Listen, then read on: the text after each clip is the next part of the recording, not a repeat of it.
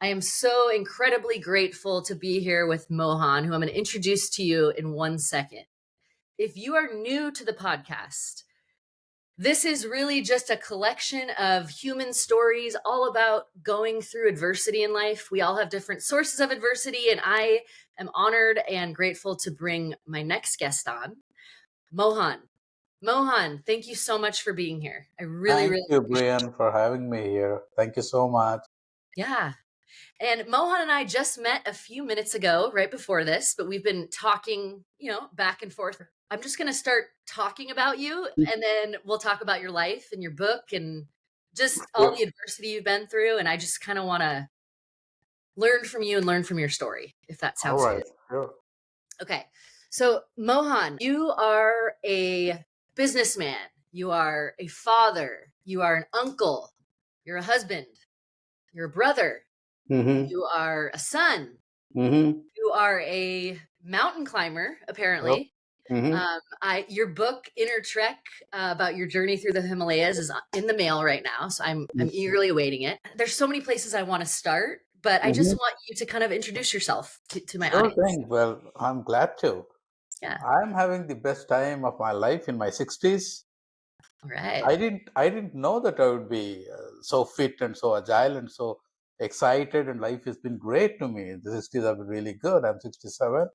Yeah. And yes, like you said, I have mantled the role of a son, a sibling, a husband, a businessman, an entrepreneur, a trekker, a tennis player, and then finally a writer. Well, I never had any plans of becoming a writer. It was kind of there was kind of it was like a cosmic orchestra. I was kind of maneuvered by the cosmos, by the universe to take up writing. Because when I did the trek in Tibet, Mount Kailash, back in 2016, everybody wanted to know about my experience. So I was tired of telling the same thing over and over again, especially the ladies. So whenever I went to one of Mamta's parties, so they'd ask me, Mohan, I want to know what happened there. Did you have any kind of an awakening, kind of an enlightenment? What was it? Oh, and you did the whole parikrama for the entire 30 miles? I said, yes. And my God, so many people come back, how many done things like that. So I started writing, and it so happened that I ended up with 25,000 words, to my surprise. Yeah. They wanted to know about my experience, and I was kind of tired of telling the same thing over and over again. So I wrote a kind Yeah. of a note about my experience, and it became 25,000 words. I was surprised. Then I gave it to my brother. He said, it's wonderful. Then I gave it to my Mamta's friends, and they liked it. And everybody, why don't you write a book? Because so many people want to know about Mount Kailash. You know, Mount Kailash is something so holy for over 2 billion people in the world. The Hindus, the Buddhists, the Tibetan Buddhists, and the Jains. And said, okay, so I started writing, and it came to 68,000 words, because I had written everything I know about non-duality, about the ancient seers, about the rishis, about Vedanta and all that. And then I sent it to an American editor called Alison K. Williams, and she edited it for me and reduced it to about 49,000 words. And I decided to self-publish it, and here we are with the book. And it's a surprise because I never knew that we would have a 4.5 rating on Goodreads, a 4.5 rating on Amazon, and so many reviews. And I was particularly moved, Brian, when a woman with polio who was in her 30s called me up personally. She's a book reviewer with the largest following in India, and said, Mohan, I don't know how to thank you. It was my dream to visit Tibet and Himalayas and see Mount Kailash, and you showed me, held my hand, and they took me there with your book. I'm so grateful to you. She's almost in tears. That made my life, Brian. And another woman came all the way from Hyderabad, which is about 500 miles away from Mysore. Her review is there on Amazon, and she also expressed gratitude. I had it translated into my mother tongue, which is Kannada. The women especially liked it very, very much because, as you know, women are more pious in India, culturally more nuanced and more connected with the religion and the roots. And I was so happy that it made so many people go and visit Mount Kailash. Like, reading my book was an experience for them, so I cherish that. That I actually got chills when you said that you took her there with your words. Yeah. Wow. You didn't even think you were a writer? Let me put it this way, Brian. I was being written, well, we have this thing called non-doership in Hinduism, in non-duality. It's Uh-huh. it's at the very deep level that we believe that there is no doer, that everything is being done. There is a kind of an agent or a force or a field that makes you take it up. So it was like this. I never had any plans of becoming a writer. It's so that it so happened that, like I told, I was puppeteered. Like there was a puppeteer there, and I was a puppet, and it made me take up the pen and the paper and write a note just because people wanted to know my experience, and I was just tired of telling them over and over again the same things. And here I was with a book. So can you call that I wrote that? I cannot claim that I wrote that. I was being written.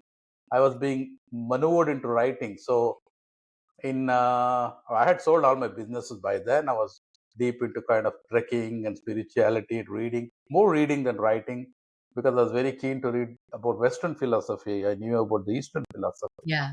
So I left to spend a lot of time then. After the first book, people wanted to know about my experiences with Yogita, which I always wanted to somehow do something to the world. I had donated a lot of money and all in her name, but I was not happy. There was kind of an emptiness that I just had not done enough in Yogita's memory. So I started writing Myopia way back in 2018-19, and then I set it aside and self-published Inner Trek first because Mhm. it was an easier book to self-publish and Yeah. more. And then this is now ready, my Yogita story to go to people there. So whenever I think of that, it still makes me emotional because the journey was something so deep and so transformative, so spiritually revelatory, and she was like an angel. So here I am with the second book, Brian. Well, first of all, I am so sorry for your loss. Well, that I was a long time ago, but 27 but yeah, it never ends. It's no, only, yeah, it I'm a recedes, mother. it recedes, but it never goes away. Well, I want to tell you something, and I hope it's okay. I, as a mother, was so touched by the way you speak about her and your dedication to her. And by the way, this ray of light like never comes in like this. Just so you know, Hmm. like I just was set up, and I sit here all the time for interviews. Hmm. It's so funny because watched your other interview with Justin and read about you, and you're a spiritual person, obviously connected, and I am too. I was like, you know what? I'm gonna kind of just I read the dedication, Yogita, to your daughter, and I'm just gonna say something and to her out there. And I just said, hey, like, I'm gonna interview your dad. He loves you so much. Like, I don't know. I just said that, and I just feel like I don't know. Well, I it just looks like a halo on your head. it's like a lightning. Maybe it's like a lightning bolt. It's not me. It's I think someone is might be here, It's kind of hanging happening, yeah. Hmm. because and I hope you don't mind that I did that. I just feel like Absolutely we're not, connected to Brian. you and her. You know? Any light is good. Yeah. Light, Yeah. the We'll just outside light, inner light, all lights are good. keep it there. We'll get the inner light here. Okay, so I don't want this to be. Let me just make sure here. Kind of move it a little bit. Okay, so I am shocked that you are not a professional trained writer because that chapter one of Myopia that I just read is so beautifully written. The way that you describe it's so descriptive. The way that you were like putting Thank on your you. shirt, walking out to the cab. I just, as a writer too, I want to say you're like a beautiful writer. It was so, it Thank really you. brought it. Yeah. I just wrote from the heart and exactly as the way it happened.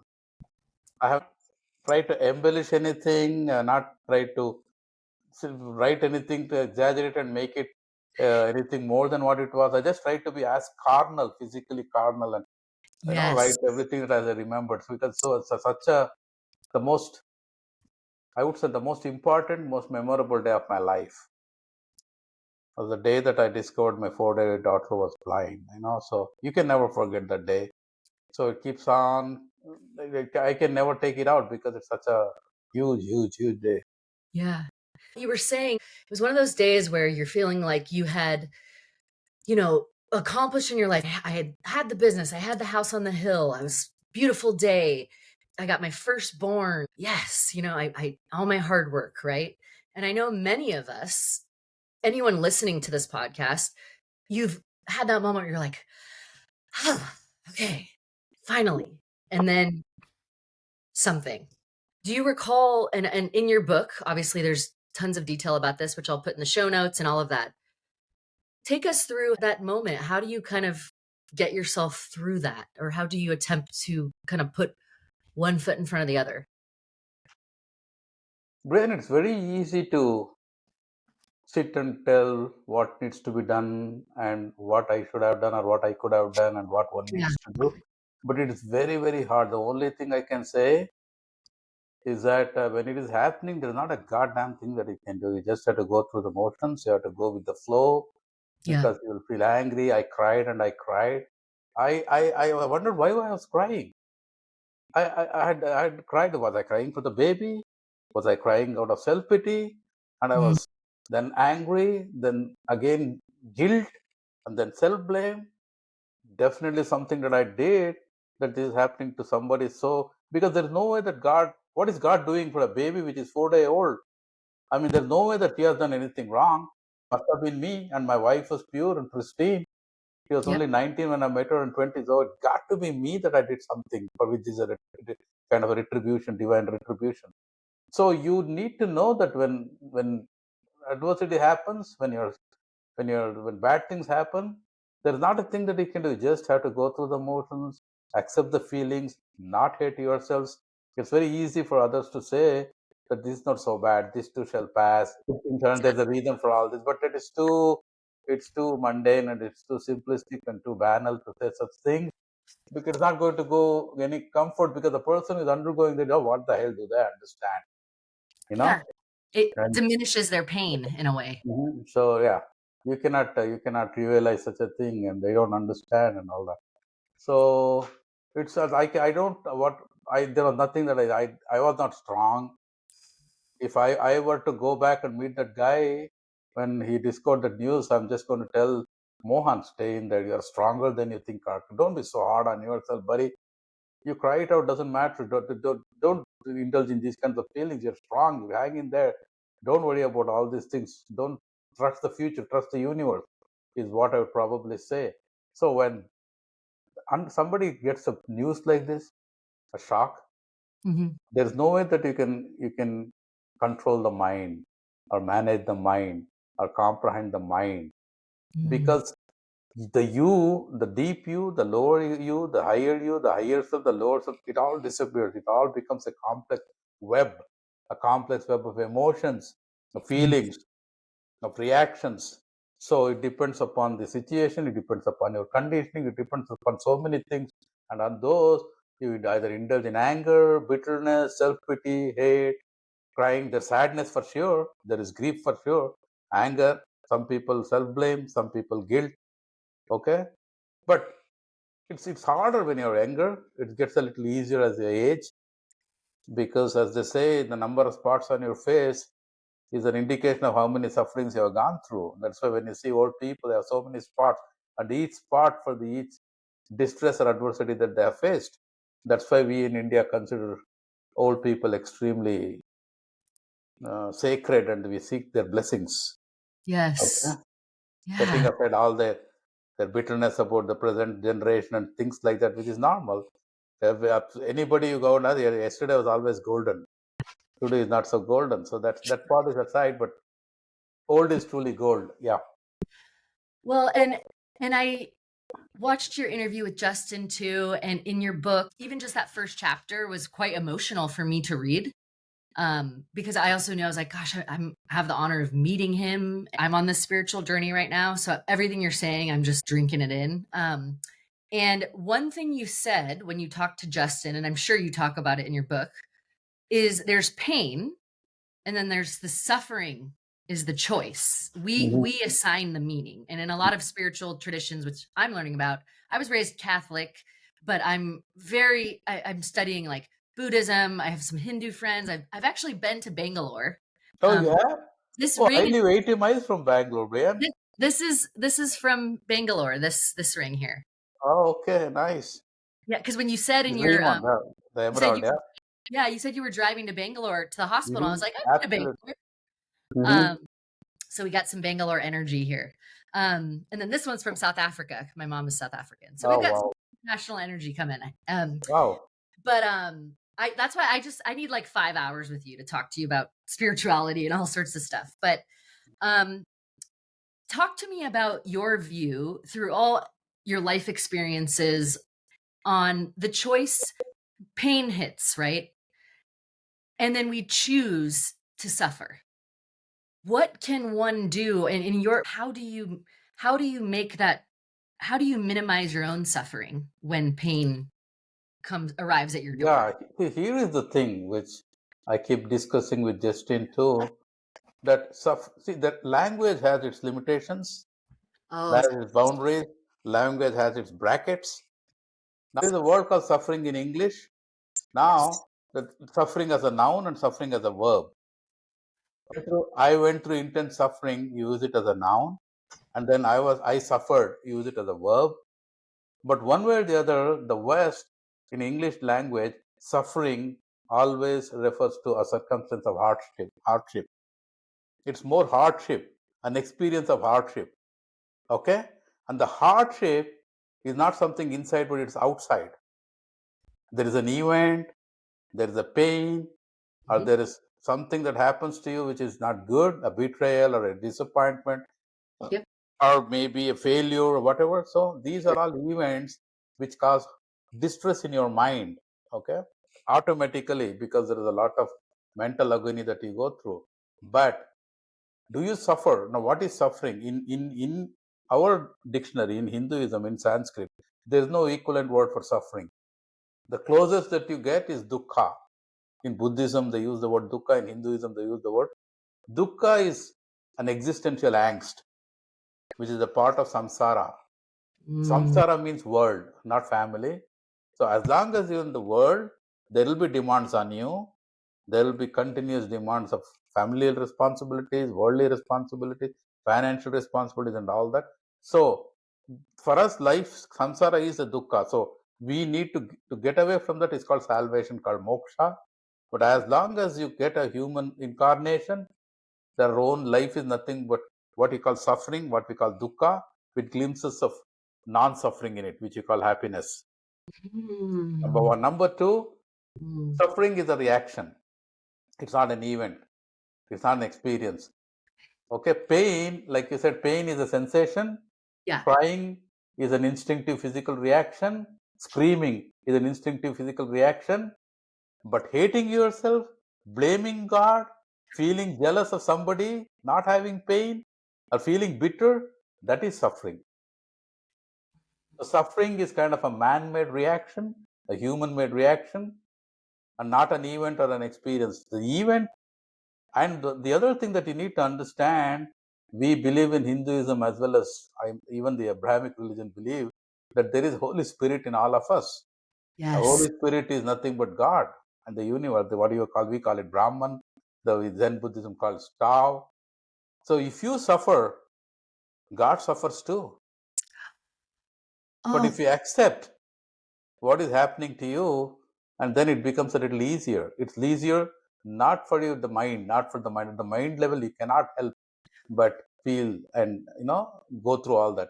But yes, you need to understand and know that suffering is a more of a reaction rather than an event or an experience.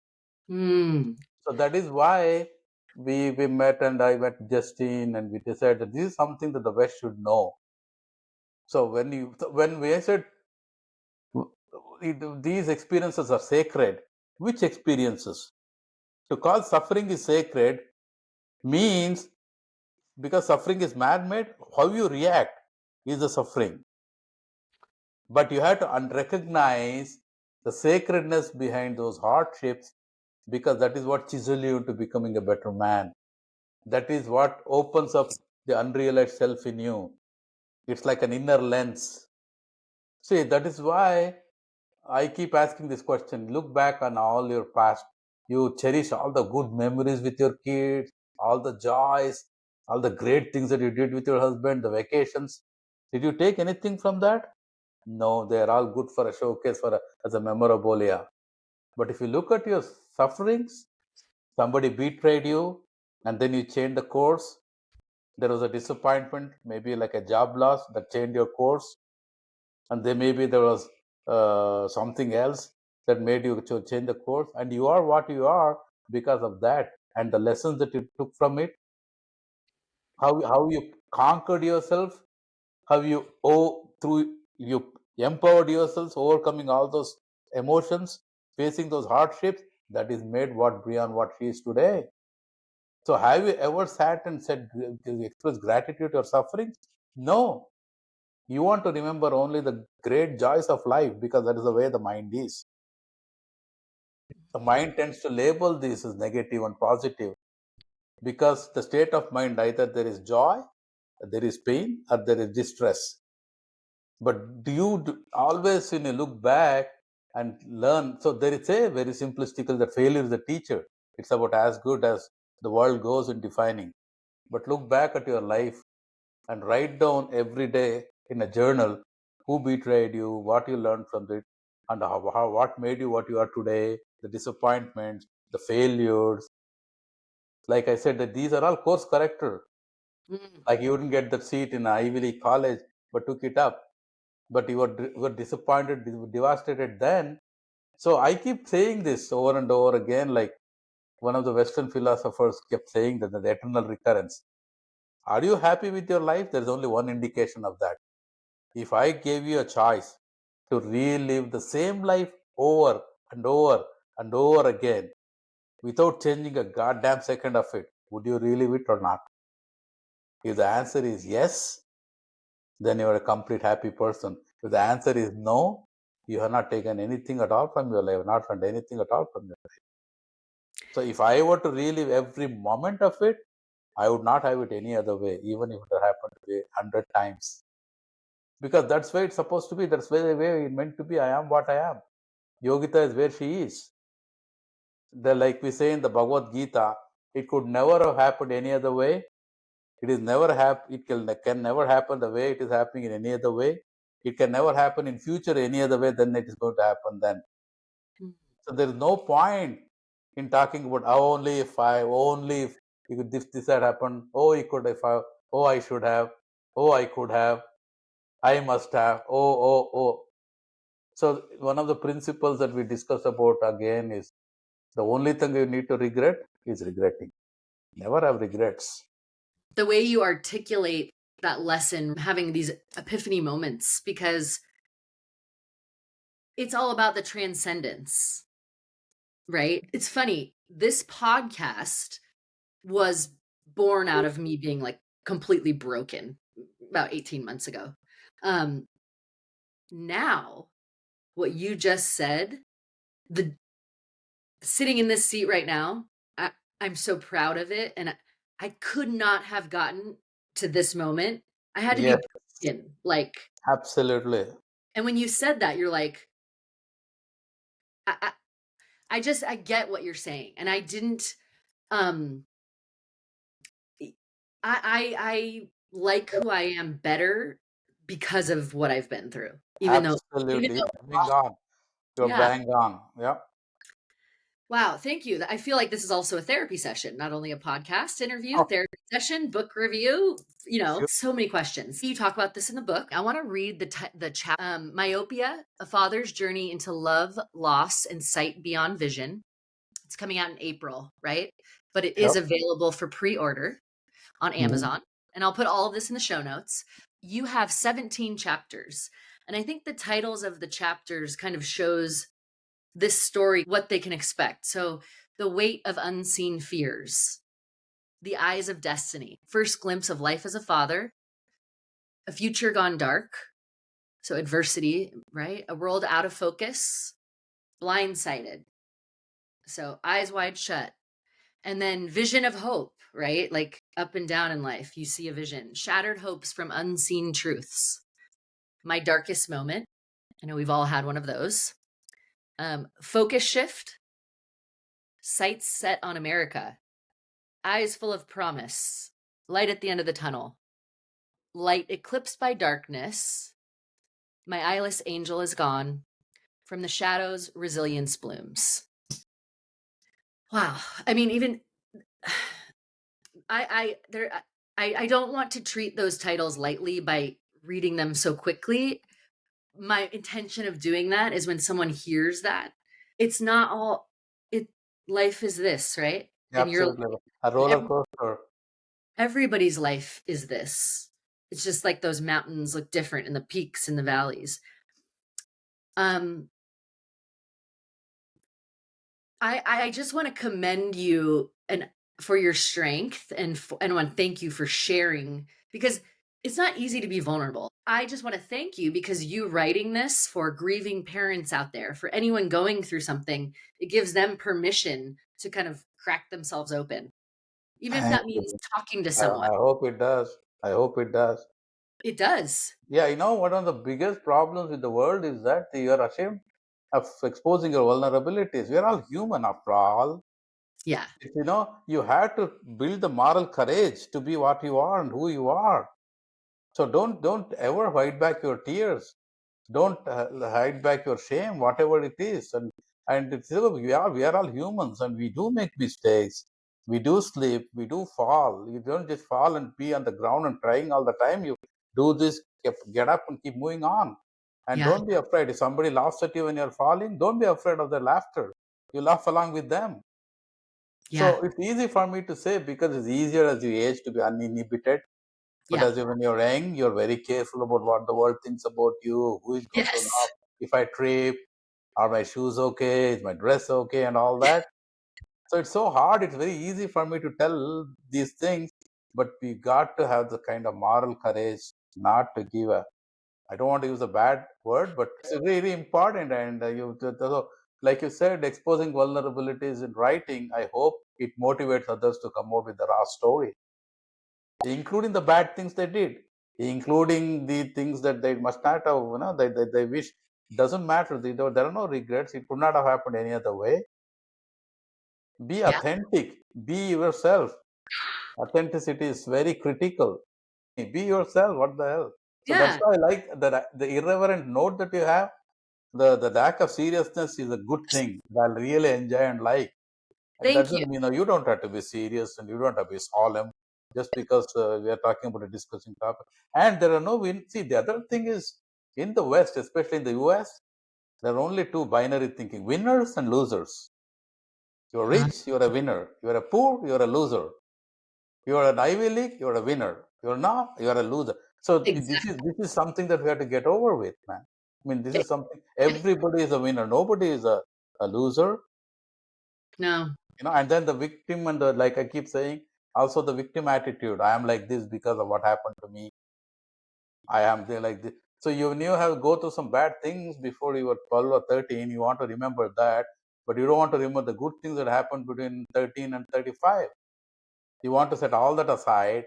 You did well. You did went to high school. You did college. You're good. You're earning well. You are doing pretty good now.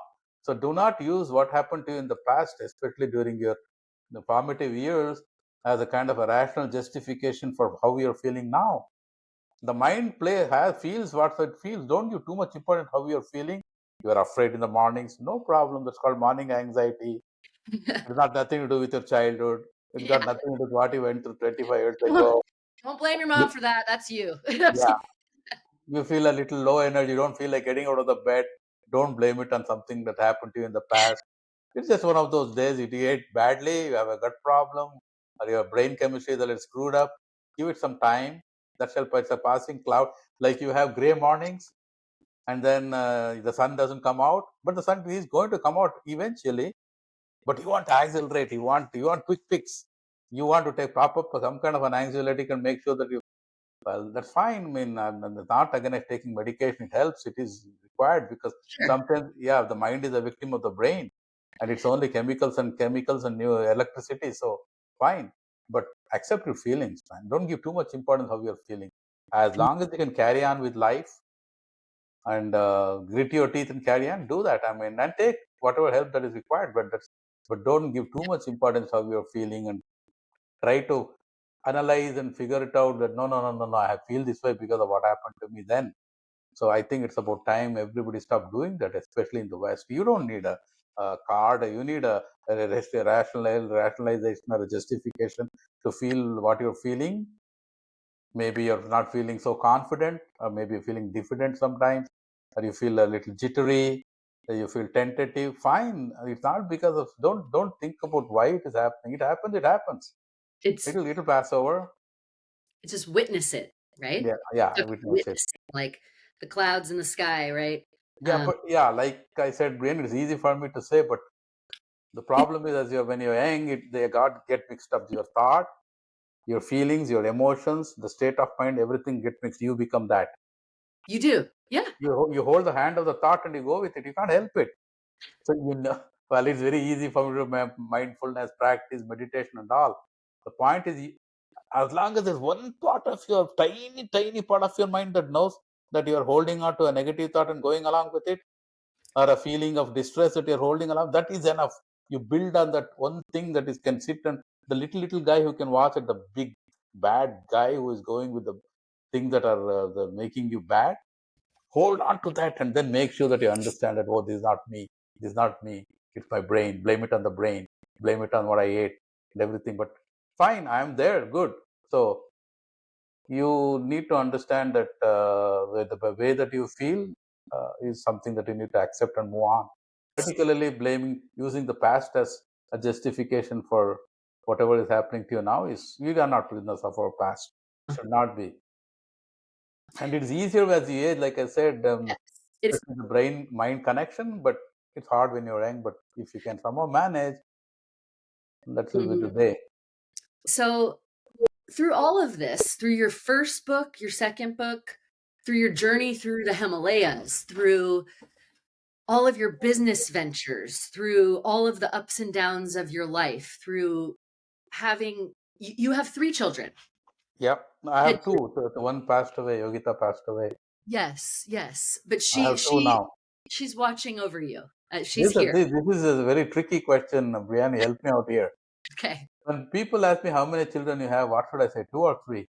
I mean, I 3. You have 3. One is just in a Not with different me. yeah, but you have 3 children. And again, I'm not a parent who has lost, but once if I were if my child was not with me, I would say I have 2 children. One is, with God, with the divine being. But yeah, that's a well, and anyone that's listening that has gone through that, I'm sure that's. I mean, how do you typically talk about? No, here is how it goes. If Yeah. somebody asks me how many children you have, I have three, and then they say, what are they doing? Then I'll tell, no, one passed away. It's bad. So if I say two, then I'll feel guilty because it means I'm not thinking of Yogita, which is bad. What do Hmm. you say? So it's a tough question. Not, I don't get those questions many times, but sometimes when few people do ask, so I say I had three, but I have two now, Yeah. and then one is with God or whatever. So like comes in Yeah. because, well, it's a tough question. Well, and I thank you for being so open about such a difficult experience because, I want to honor that. And I don't, Thank you, Brian. I do And because, thank you for giving me an opportunity because I want the world to know that these things happen. And then, here I am, strong, healthy, fit at 67. I mean, I'm not devastated or I didn't go and take substance abuse or anything. Not that I want to make a hero out of me, but life is, at the end of the day, life has plans and universe is now. You have to learn to trust yourself and trust the universe. trust that this is happening and you can't, Yes. even though the pain can be sometimes physically, you have to feel it and ride it out. Yeah. You have to surf the wave because I just well, let's do this. Talk to me about Yogita because what a beautiful name, by the Yeah. way. Yeah. And I'm sure in the precious 9 years you spent with her, there were moments of joy, many Yeah. moments of joy. So tell me about those. Oh, Mel, I've written about her in the book. You should read my book, Brian. I'm yes. The best part that I remember was she was very fond of music, and there was a serial that used to come with those called Bold and Beautiful. Yes. I don't know. You remember that? Oh, And she beautiful. Yeah. used to love the tune. The what do you call those tunes? The one comes with every when you give the credits. So that tune, yeah, opening the music, she used to love that. And then I would be like written in the book, sitting and playing my guitar on the porch. And then she would come hanging, touching the wall and play and try to strum the guitar. But she wanted to listen to me, but at the same time, she was very curious to play the strings. And those were fantastic. And the best part for me was she always clung on to me because, daughters are always more endearing to their father. And Yeah. and especially when hot chocolate, when we used to make in the mornings, she wanted liked it very frothy. And Mamta would say, Mohan, you do it because she loves the way you make it. You do it like a mixie and make it really, really frothy. I don't think I mentioned it in the book, but she loved that. And so I cherish all those moments. And the best part that I love about her is the pure, pristine innocence, the purity of innocence, the purity of non judgment. Because she couldn't see, she had no preconceived notion of when somebody looked bad, somebody looked ugly, somebody looked dark, somebody looked fair.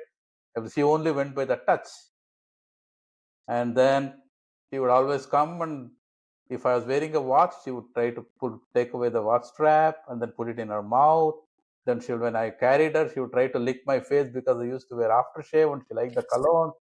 In the mornings when I would leave for office, to lick my cheek.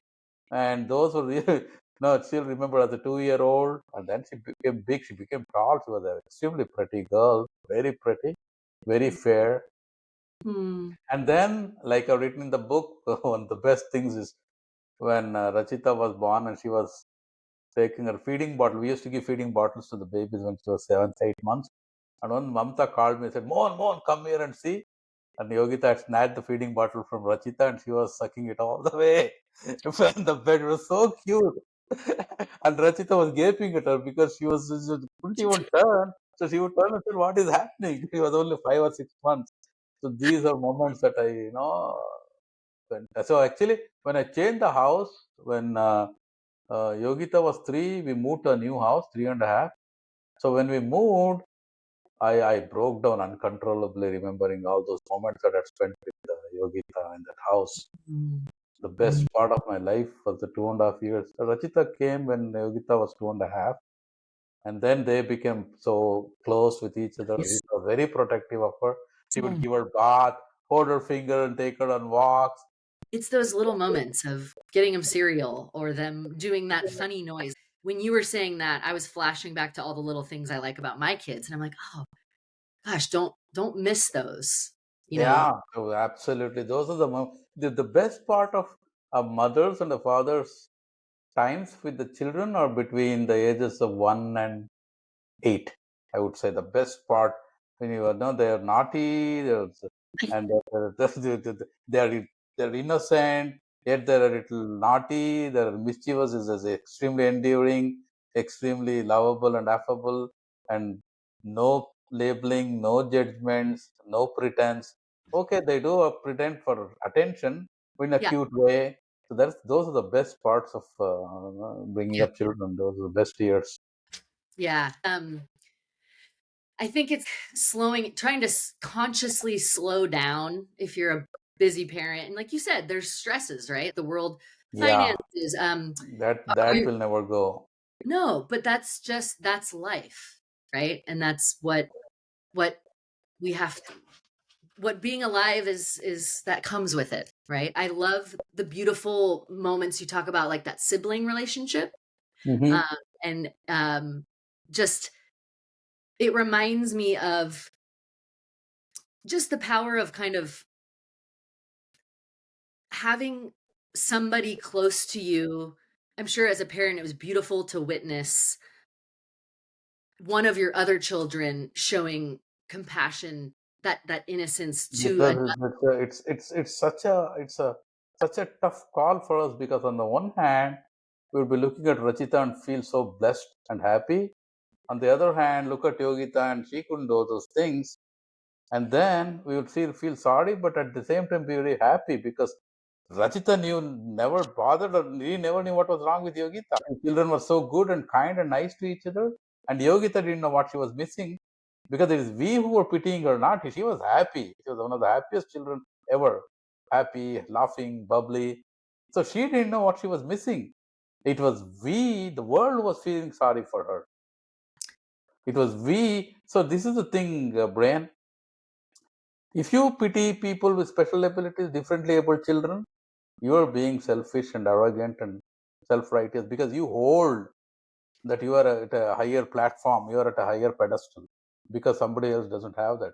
So Mhm. pity is something that is more to do with yourself and your vanity rather Wow. than the person. So never ever pity, never complete disregard to the physical challenges of a person, not taking into consideration at all while judging anybody. No pity, no sorrow, not feeling sorry. That's the way.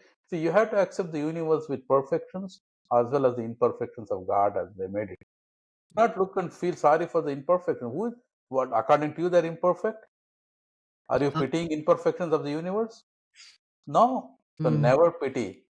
mm. Be empathetic. Yeah, okay, no problem. There are certain things that you can do, probably which may be hard for them. But by pitying them, they can sense it. And you know how perceptive they are? Hmm. They can sense you from a mile that you are pitying them. The If energy. you're mature, philosophical, spiritually and intellectually, you will take out the pity completely while dealing with a child with special, different able children. And they can see through the act. So if you're not genuine and authentic, completely disregard. You talk to them exactly as you would with a healthy child. I'm so glad you said that because that has come up over and over with I interviewed a man in London, Jay. He's Mm. 33, he has cerebral ataxia. A lot of struggles, but him, Anne, and Kiwan, all of them have said, and Jay's trainer, his physical trainer who helps him, he's amazing. He's like, listen, don't treat them any different. Make fun of like jokes, your friends. Hey, that is so important because all what they have said, what he said, all somebody wants that has a special needs, they just want to live life like everybody else and not be. I think maybe when we see somebody with special needs, our first is, oh, I'm so sorry. Oh gosh, I'm so sorry. It's this, That's fine. I mean, there but definitely will be a fleeting feeling of pity, but you but have then to to overcome that. that's what Yeah, I'm saying. yeah, Move to, all right, how can I be a normal human being absolutely. Yeah. around this person to give them, create space for them to live life just as you are, Hmm. right? They already are aware of their, Absolutely. Yeah, they don't you're need to right. be reminded of it, right? Yeah, By your weird energy, right? yeah. No, thank you for saying that because I think these things need to be talked about, and when you're at the park with your kids, like, you know, talk to parents that have kids with special, it's all community, right? We all show up with different um needs mentally, physically, spiritually. So it's just another reminder to just be authentic, treat people authentically. And so I know we're coming up on about an hour here, and there's just a few more things I kind of wanted to touch on. So um in your book, Inner Trek, um take me through. Were there any specifically, again, I'm going to link to it in the show notes as well. Do you find yourself in your present life ever flashing back to moments on that mountain of like moment, or Yeah, is yeah, sure, sure. Brian, here's the thing, some people probably, if there was some other person, they would have said, "Oh, I got an awakening, I got an enlightenment." But here is what happened to me. You see, I went there more like I written in the title itself, like reluctant pilgrim. I was more to like a physical endeavor, a trek at 19,000 feet, whether I could walk the entire 30-mile stretch all by myself without using any pony or by my feet or not. And this is a 19,000 feet altitude, just 8,000 feet less than Mount Everest. So it's a second of 19,000 feet altitude. And I went there more like a physical endeavor and a trek and the beauty and the physical things to look at. But the first day in the evening, when I went and looked at the north face, the Tibetan Sherpa who was with me, he showed me like this because he didn't speak. We only had to exchange sign languages. I went there, believe it or not, my mouth opened. I had never seen anything like that. I've written it in the book. The only time that I had felt that I had seen God earlier was in 1986 when I stood in front of Grand Canyon without knowing what I was looking at because previous day I had gone and won $4,000. I had a hangover. I had slept at 3 o'clock and then took a private plane. That cost about $800. I don't remember how much. It stopped me at a place, and that took me for a small hike of about 100 meters. I didn't know where I was going. I didn't know what I was looking at.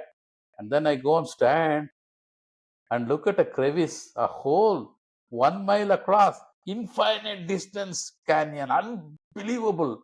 I had never seen anything like that, and that's the first time, and truly, truly, I saw God. I never saw God in temples or anywhere like the way I saw God in Grand Canyon. And this was the second time in my life. I was 58, and when I looked at the north cast of the Mount Kailash, it looked like the head of a serpent. It looked like a pyramid. It looked like an alien structure, a black granite rock in the middle of nowhere, in the middle of, it's extreme profundity of brown surroundings. Incredible view, incredible view. And then the second day, it completely transformed me. And I started thinking about my roots, about the rishis, about the Sapta rishis, about Lord Shiva, the Adi Yogi. Suddenly, it all came to me from my bones, from my genes. Mm. So it was kind of a transformative trek. And from the second day onward, it totally changed me. And the Tibetans, the Sherpa, that the kind of hardship that they face, the kind of houses they have on the rocky tops. Incredible how they climb and go there every day. They live with the hardship, nothing available, no modernity. They still are in the stone like 200, 300 years ago, but they're so happy, content, and incredibly tough, incredibly peaceful. And all the tea shops and when we were trekking and the beautiful Lake Manasarovar, sometimes emerald green, sometimes peacock blue, incredible. I took a dip. It was freezing, and I had to first put my toe. It's all there in the book. I would love to, if you would like to in the future come back and kind of deep dive into some specific topics from spirituality and just kind of go deeply. I know this was sort of a, Absolutely. I would love to talk about the Himalayas. All the yeah. treks I had, whether it's the Gaumuk trek or the Kailash trek or the other treks that I have in the Western Ghat, about trekking, about the experience, about spirituality, about Advaita, the Upanishads, the Vedas, how they compare with the Western philosophy, like Schopenhauer, who was a staunch follower of Vedic philosophy, Yeah. like quantum physics, the Oh, don't get quantum me started. entanglement. Don't get Yeah. me started on quantum physics and all that, because that just blows my mind. Yeah. I'm like, what? What does that? I'm like, does everybody know about this? Why are people not talking about this? It's just, I think when you go through whatever your adversity is, I know like everybody has something different. Mine was, just a really crazy situation that led to this podcast. Now I'm like, give me knowledge. I want to learn about all the traditions. There's wisdom in all these in people's stories, in books, and in all the Eastern, Western. So I feel like you are a wealth of spiritual knowledge, of worldly. You've gone Yeah, through a lot of. when it happened, I wanted answers. I wanted Wow. answers. I sought and I sought and I sought for over 30, 32 years before I realized that there are no answers, there are only questions. So I Yes. read everything from quantum physics and spirituality, all the books, non duality. I meditate for almost half an hour every day, right since 2000. I started with transcendental meditation in 2000, Uh-huh. shifted to Upasana in 2010. The minimum 20 minutes a day, I go into Samadhi. And because I've been doing it, it's pretty easier for me. It was a little hard in the beginning. Sure. So I cannot do without that. Even when I'm traveling, I set aside some time and do that. So I needed to know what was happening, why it was happening to me, why Yogita was sent to me, why me, all these questions. So I used to seek and seek. So I read everything. So then there was a perspective of science, perspective of philosophy, perspective of religion, perspective of spirituality. So science says it is a random developmental error, and Mayo Clinic said probably, yeah, it's a random developmental error. The Pittsburgh Children's Hospital said that too. The philosophy says, like if you say Nietzsche, love your fate, l'amour fati, he says, and then Yeah. yeah, you go to religion, different religion says different things. It is called karma. In Hindu language, you have the Sanchita karma, you have the Prarabdha karma, you have the Agama karma, so different types of karma. Then you go to some other religions, if you go to Buddhism, they talk about nothingness, the shunya, non-self. This is the order of things that cannot be questioned. Then you go, so the eyes, heart, and sought and sought. There are only questions. Life is a big mystery. You Mm. go with it.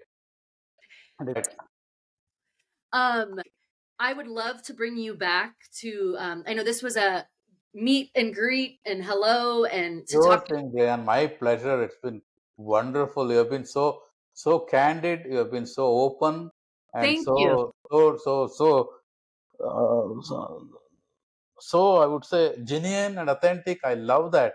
And so casual. Thank you Thank for you. Well, you it's know what? really an honor. Thank you for saying that because one of full disclosure, one of my goals that I was working on with my therapist, and I know Justin said in his, I'm a huge fan of therapy. I think it's great. Um, about 18 months ago, I set a goal of being more authentic in my, not that I was like fake, but I found myself tuning too much. I'm like, no, be authentic. Okay. So Don't try to fit in. you for saying Yeah, that. It means a lot to me that you feel that because I want to create yeah, that, especially as a podcast host. Like, who wants to talk to a fake host, right? that's right. That's just awful. So, You do no, you, like they say in the US. You do you. You're you do light-hearted. you. Hmm. Yeah. Well, thank you for coming. Thank you for Justin. Thank you for reaching out to me. I can't wait to finish your books. The other one's in the mail. And yeah, I think I'm going to be bothering you a lot to talk about the meaning of. Please feel free. I'm extremely busy doing nothing. Cool. Well, I'm going to, for all of you out there, please check the show notes.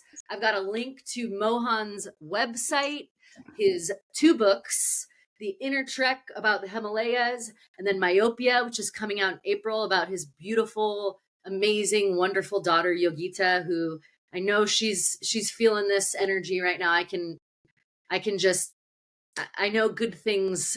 She's in a good place, and in all my journeys of exploring God, I know that especially people like her are actually from God. Like you said, the Holy Spirit, all of that. Like that's just you are um, doing a great service to like the light that she was. So I think Thank that's you, super cool as Brian. a dad. You I know, thank you. Tears are kind of catharsis for the human soul.